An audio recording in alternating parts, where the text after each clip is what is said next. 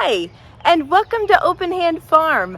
I'm Penny, and if you've never been here before, we live on 1.5 acres in the middle of town, and we have been increasing our garden plots every year since we've been here. This is our 5th year, and the very first year we were here, we did straw bale gardens.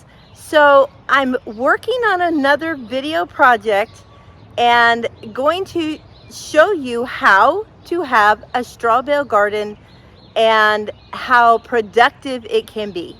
But for now, I want to show you the garden that I've been working so hard on this spring. The last week we have had rain, and more rain. I think we're coming up on 6.5 inches. That makes it really hard to get in the garden and do the planting and the weeding that needs to be done. I have tried my best, but we're gonna go ahead and do this video knowing that there's always work to be done in a garden. So come along and let's see what we've been up to. So this is what we call our clothesline garden because, surprisingly enough, it's by the clothesline.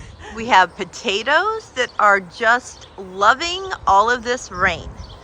I usually plant my potatoes further back in the yard, but I decided to plant them here this year. And over in that little fenced area, I just planted all of our sweet potatoes. And I planted zinnias and different flowers in front of that white headboard. This has been my herb garden when I had tomatoes here. So last year, over here was a tomato trellis, and over here was a tomato trellis. And this year, we're using the open space instead of only planting along the trellis like we had in the past.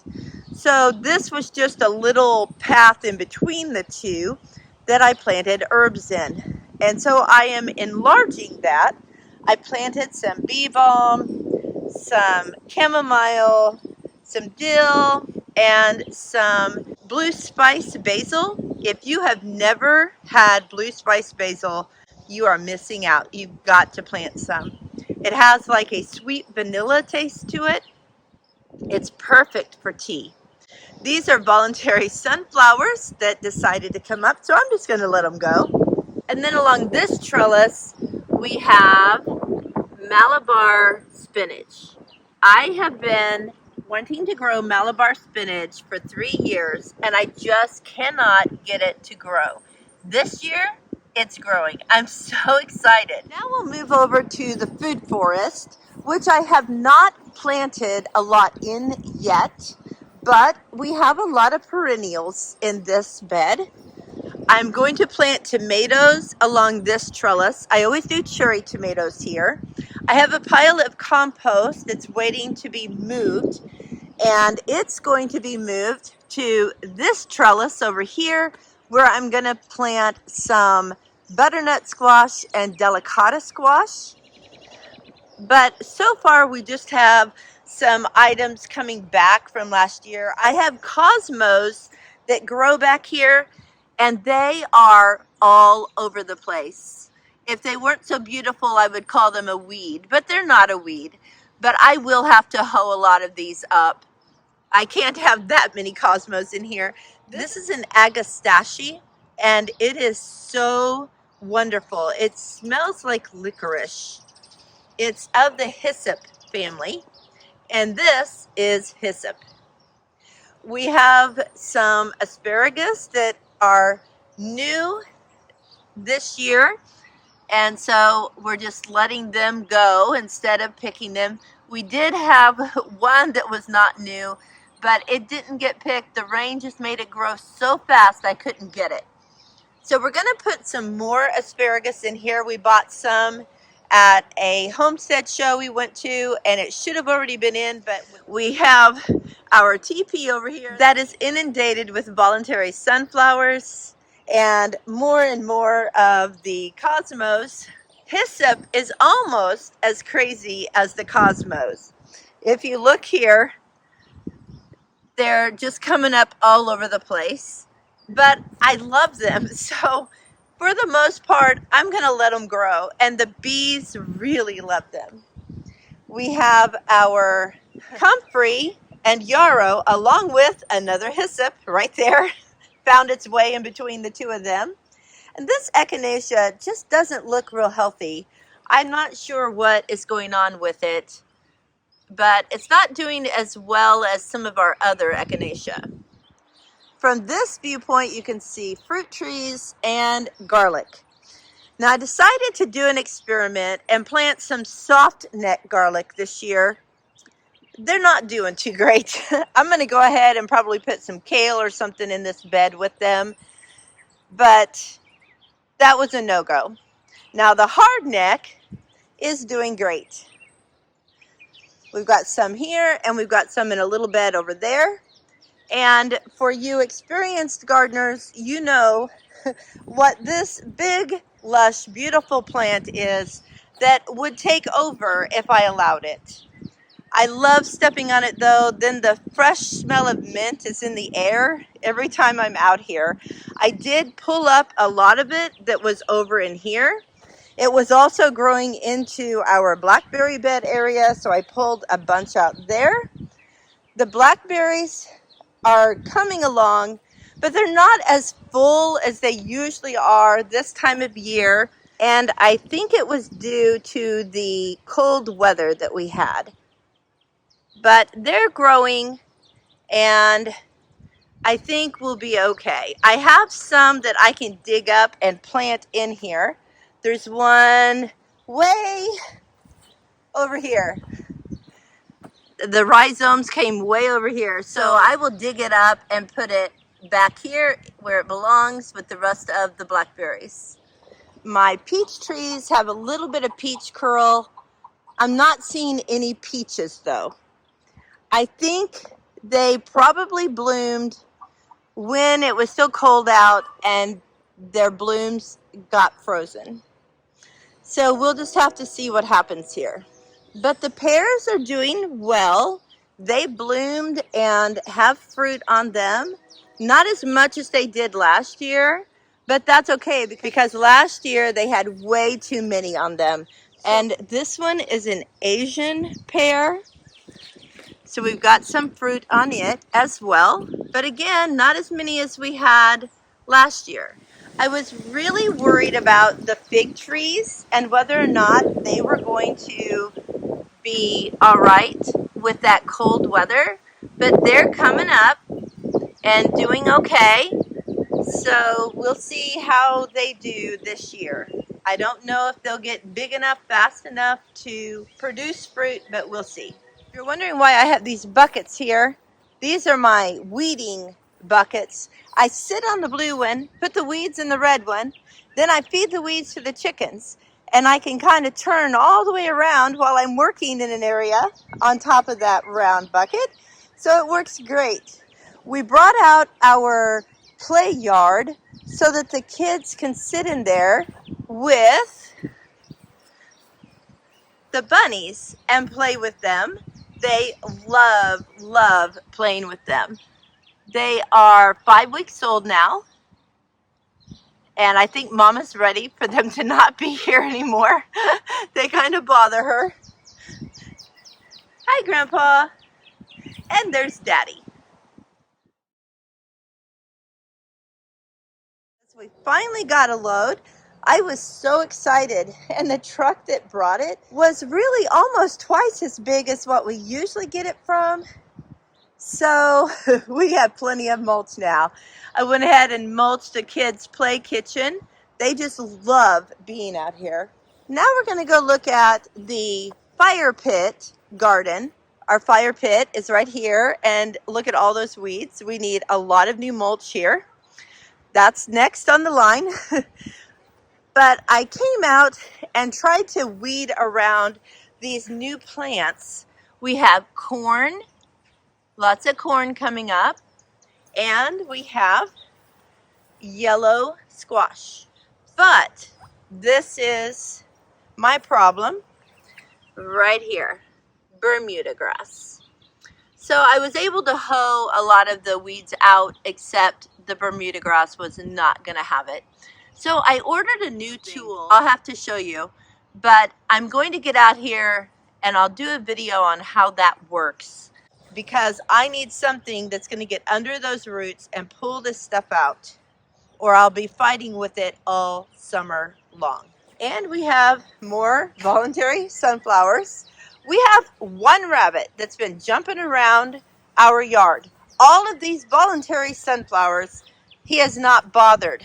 I planted some sunflowers and he has eaten the tops off of them. Luckily, he left at least one leaf, so some of them are trying to come out of it and grow new leaves. So hopefully they'll work. I have more to plant, but I'm afraid to do it. I'll have to put something around them. Here's another view of the food forest from here. Then we have our strawberry bed, which also was choked out by Bermuda grass, and I tried to clean it out, but you can see it's starting to show its ugly head again. So our strawberry plants are few and far between, but we have some. So we'll call that a win. Now our new bed is by the compost bin, so we call it the compost bed. And in this bed, I do not have everything planted yet. I do have okra. It's very tiny, but I have it all down the row. These are voluntary potatoes. We had our potatoes planted here last year, and I decided I would just let them grow until I get ready to plant in these rows, which will be next week, or today if the weather will let me. And then I'll just pull them up, and if there's some new potatoes in there, we'll eat them. But this is where the peppers will go on 3 rows, and then our determinate tomatoes. And then beyond where the tomatoes go, we have green beans, and they are coming up. This is a new variety I'm trying. It's called Kalima green beans. But as we move down the row, you'll see that my rabbit friend has been taking the tops off of my plants. See all these tops laying here? I mean, he's taking them off, but he's not even eating them. That's frustrating. So we might have to do something here as well to keep him off of these until they get bigger. Then we have our onions, and they are really doing well. They're growing. I had to come out here and give them haircuts last night, but they're all just looking so good. I'm very pleased. I had friends come and help me put mulch down between these rows, but we didn't have enough to do it as deeply as I wanted it done, so we will add to those, as well as this area through here and a lot of this area. And I wanted to plant some zinnias or something here, so I'll probably do that, but I don't want to block my walking area for the ends of these rows. And there is a big, beautiful nasturtium. I got these from Azure Standard because last year I bought one from them and it went crazy. It probably is not going to have enough room to grow here. I hope it does though. And now we're at the chicken bed, as you can guess. I have celery planted here, and it was so tiny when I put it down, so I really am happy that it is growing. It's probably enjoying all this rain. And next to the celery, I have leeks. I don't even know if you could see them. They're so tiny, but they have actually grown as well. Now, we have 2 areas that have cover over them where I planted cabbages. Fortunately, it's keeping the bugs out. Unfortunately, it's not keeping the rabbit out. So I'm either going to have to buy some cabbages or plant something else here, because I don't think these are going to make it. These look a little bit better. We'll see what happens here. I have a new variety of cucumbers that I'm growing this year. As you can see, they are coming up. So that's great. I also planted some parsley and sweet basil. And over here we have some radicchio lettuce, which the rabbit hasn't even touched. That's crazy to me. This is where the indeterminate tomatoes will go.